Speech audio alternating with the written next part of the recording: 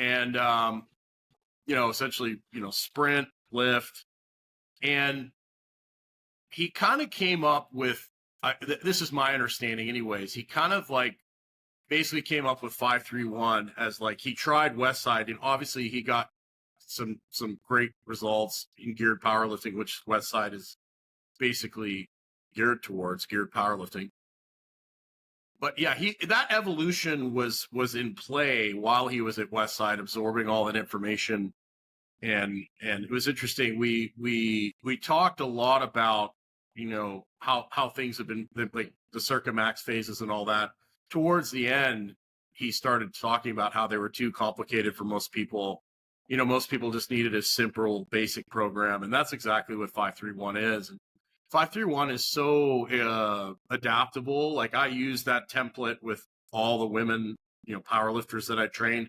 Most of my clients, I would use either a West Side for skinny bastards or like a 5-3-1 template, but I would just adjust the exercises according to the way they moved.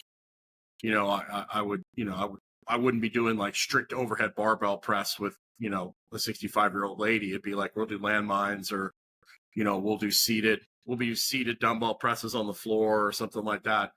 So I took the template. The template is wonderful, but I would, like for beginners, instead of doing like the typical 5-3-1, like I would do 5 sets of 5 the first week, and then like, 6 to 8 sets of 3 the second week. And then we would just do, I might run the 5-3, 5-3, 5-3, or even 5-5-5. I would do like 5 sets of 5, maybe for 2 months until they got a decent patterning, or I might do sets of 10. So, but I would take the template of 5-3-1 and then use different accessory work according to what my client needed.